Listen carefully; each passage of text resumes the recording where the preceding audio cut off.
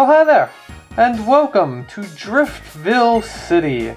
In black and white, it was probably up there as one of my favorite cities, and now that it's been changed up a bit in black and white too, it is now probably my favorite city.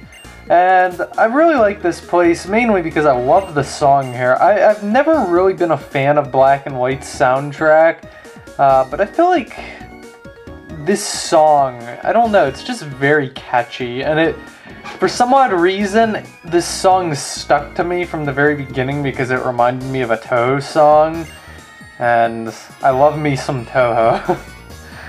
Anyways, as soon as you enter the city, you're gonna actually come upon two plasma people, but one of them is actually wearing the old plasma clothes as opposed to the new one. At the end of the day, they're both really weird looking outfits. I don't really understand why they call themselves Team Plasma. Like, going off of the fact that they were originally a team based around N, like, okay, Team Rocket was just kind of silly and fun. And then they had Team Aqua and Magma, which made a lot of sense because they were based around the land and sea. And Team Galactic made sense too because they kind of were just after that world domination mindset. But Team Plasma, I don't understand why the name Team Plasma. Especially since, like, the legendaries are, like, I don't know. I don't see it. Anyways, he's gonna come in and punch the guy in the face. Of course, it doesn't say he punched the guy in the face, but that's probably what happened. And I'll get you next time, because I'm not supposed to fight. So this X-Team Plasma guy's like, yo, we were friends at one point, but now I've seen the light. That Getsus man is evil. Because clearly, I did not understand that stealing Pokemon was wrong. And now I understand. It makes so much sense. I don't understand. Like, whatever justified stealing Pokemon is being right. Like, okay, liberating Pokemon was a cool concept, but you're just hypocrites for saying stealing Pokemon makes it right. Oh my goodness. The logic is mind-blowing. Anyways, Driftveil is now a very modernized city. The cold storage area south of town is now completely gone, and most of the place is hotels. And in this first hotel, you can actually pick up a shell bell right off the bat. This heals your Pokemon based on the damage they do. This is good on your hardest hitting Pokemon, like something that deals a ton of damage. Don't use it on a tanky Pokemon that stalls out. Now, the one thing that I don't care for about Driftveil, but this is not necessarily an issue with Driftveil, more so an issue I just have with the game in general, is these multi-floor buildings where you have to use an elevator. Where's the stairs? If these buildings catch on fire, everyone's gonna die. Like, this is a severe safety hazard. I fear for the people in the Unova region. Because, just look at this, there's no staircase. I do not want to be in these buildings. It makes me feel very unsafe. Like, this is bad. This is not safe at all. I should be, like, suing for safety hazards. Anyways, the general story in Driftveil is typically anything of interest is on the higher floor. There's always 3 floors, the base floor, the middle floor, and the upper floor. And the upper floor is typically the one that always has something of interest. For example, the Habenberry on this floor, and a Habenberry ends up reducing the damage of a super effective dragon type. So only Pokemon that are weak to dragon type moves will end up consuming this berry, and it does get consumed on use. Generally speaking, these kinds of berries are relatively useless in-game. You won't really want to use them, just hold on to them. If you're into competitive battling, I can understand their uses. I don't really pay attention to the competitive Pokemon scene anymore because I just got bored of it. I quit Wi-Fi battling and stuff ages ago. So that's beyond the scope of this walkthrough if you're into that kind of stuff. This walkthrough obviously only focuses on the main game. Another hotel over here, and the main reason for the this Pokemon or this trainer here will ask you to show her a Pokemon with a move, and this move is always a TM to my knowledge. I'm not sure if HMs are included. I'm 90% sure it's TMs, and you'll get a heart scale from her if you show her a Pokemon with that move. Now this changes obviously from day to day, so you can always come back for more heart scales if you'd like. The reason for the industrialization of Driftveil was they added something new here, the Pokemon World Tournament, and we'll get to that after the gym battle. It's kind of an interesting thing. It's kind of like, I think they were going for the Battle Frontier effect. Whoops, I didn't want to go to the first floor. I think they were going for the Battle Frontier effect, and it does actually give you rewards for battle points as well, just like the Battle Subway, and you can win prizes from that. Like I said, I'll cover that more so in the next part, or not the next part, actually 2 parts from now. This person will give you an Everstone. Everstone's a relatively useless item in my opinion. It prevents your Pokemon from evolving if it's holding it. Now, why would this be useful? If you want to delay your Pokemon's evolution for certain moves or something, and you don't want to cancel its evolution by pressing B, because every time a Pokemon attempts to evolve, you can cancel it by pressing B. Now, the Everstone makes it so you don't have to do that in the first place. I don't know, it's just a really useless item, and generally speaking, you're better off having something else that's more useful. Now, Driftveil does still have its market, and its market's actually a pretty interesting place. This person's all sold out. Charles bought everything. And there actually is a Team Plasma person here. And the Team Plasma person I should say X-Team Plasma. They'll sell a bunch of incenses, and these incenses boost certain types of moves. They also allow you to breed certain Pokemon that have a pre-evolution, like Munchlax instead of Snorlax, or Mime Jr. instead of Mr. Mime. The only thing is you actually can't breed Pokemon in daycare until after game. The daycare's on Route 3, and you don't really get access to that route to the after game. It's kind of interesting that the daycare isn't until the after game in this game. Typically speaking, it's always at some mid to early part of the game. You can also buy Moo Moo Milk from this vendor, and that's Moo Moo Milk is an exceptionally great healing item. It's up there with the likes of Lemonade. It's cheap, and it heals 100 hit points. Very effective. You'll eventually want to upgrade the Hyper Potions, just so that if you get in a pinch in a battle, you can fully heal your Pokemon. But Moo Moo Milk will cover you for pretty much almost the entire main game, to be honest. This vendor sells certain energy, natural types of healing items. They're not really that good, especially since they lower your Pokemon's happiness if you use them, and they're kind of expensive. The main one that's worth pointing out is the Revival Herb, because this fully revives a fainted Pokemon. A Revive only heals up for half a Pokemon's hit points, and a Revival Herb is full HP. This could be very useful in a very tight battle if you're one of those people who's always behind in levels. So it's worth pointing out the Revival Herbs, in my opinion. You can pick up an Expert Belt from this guy if you have at least a Pokemon that's at least level 30. The Expert Belt boosts super effective moves strength.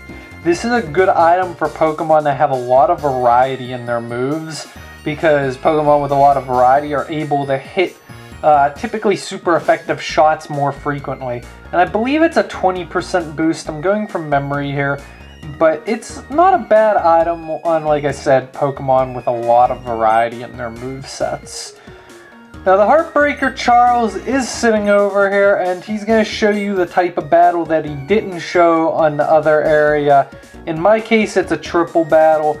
Triple battles are exactly what they sound like. It's 3v3, and the Pokemon on the left can only hit the center or left Pokemon, and the Pokemon on your right can only hit their right or center Pokemon, and then your center Pokemon can hit anybody. This is obviously at the exception of moves that can hit multiple targets.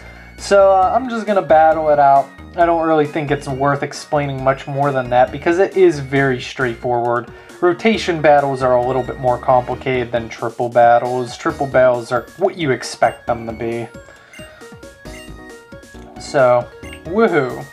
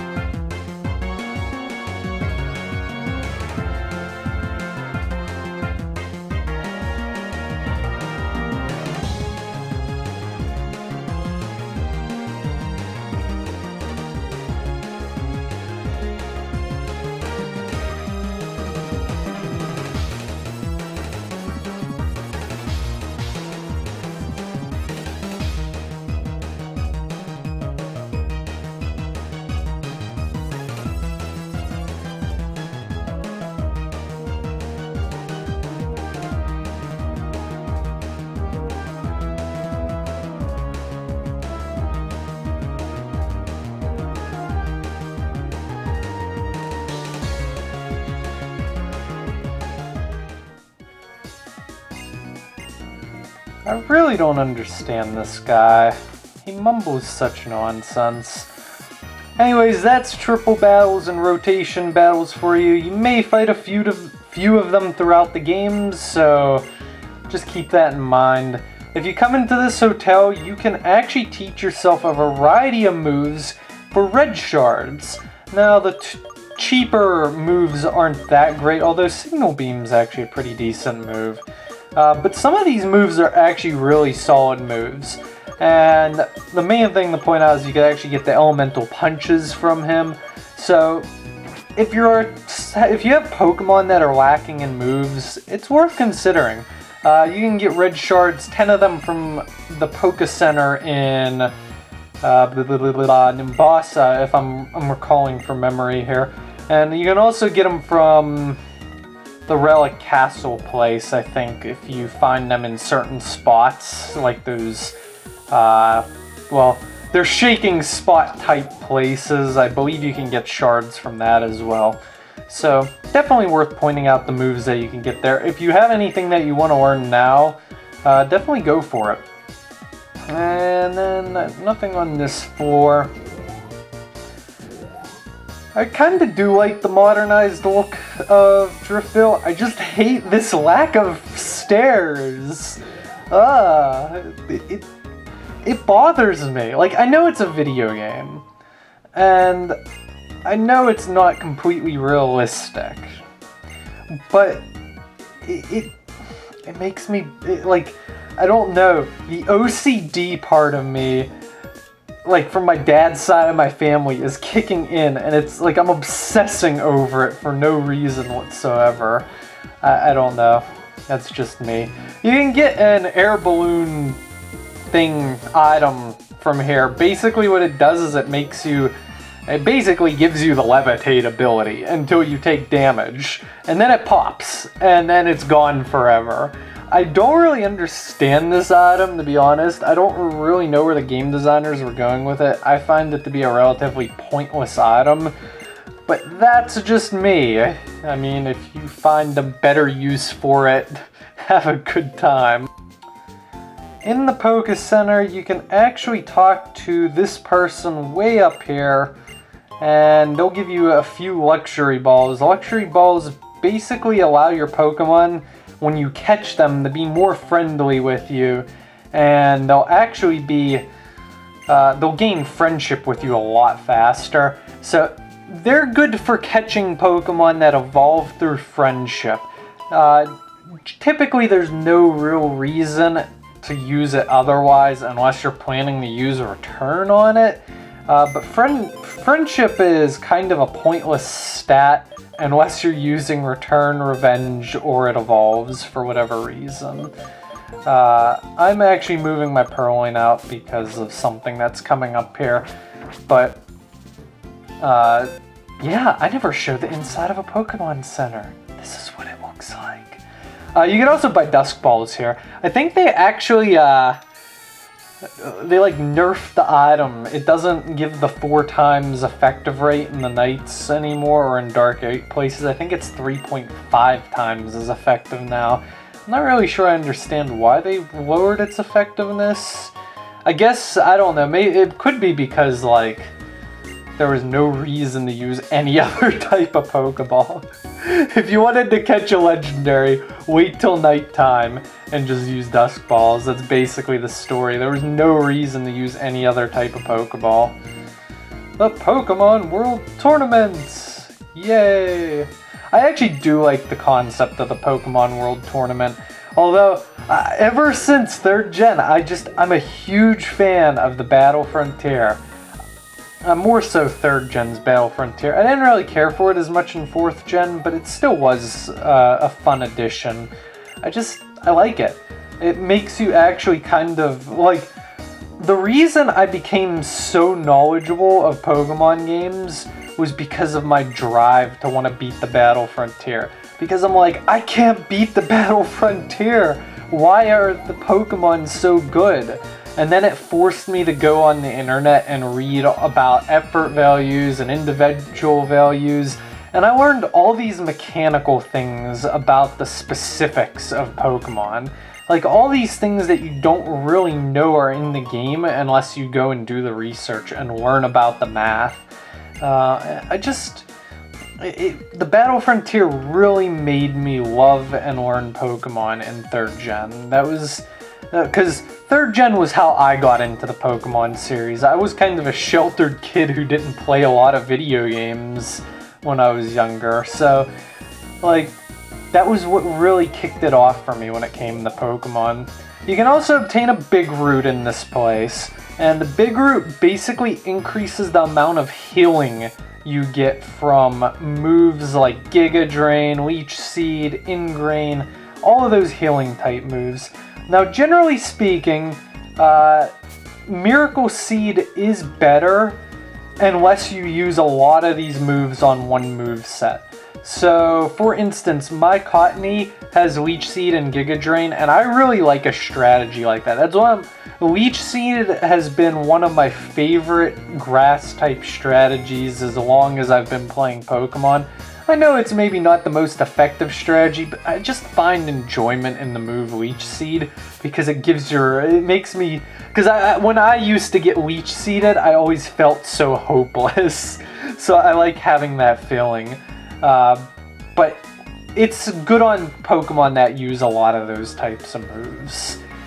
If you head to the northern part of the city, the gym is currently closed off, but you can head up here to this building with the ex-Team Plasma member, and you're also going to meet up with one of the ex-sages of Team Plasma, Rude. And he's going to be like, I want you to come inside, but first, battle me. Yay.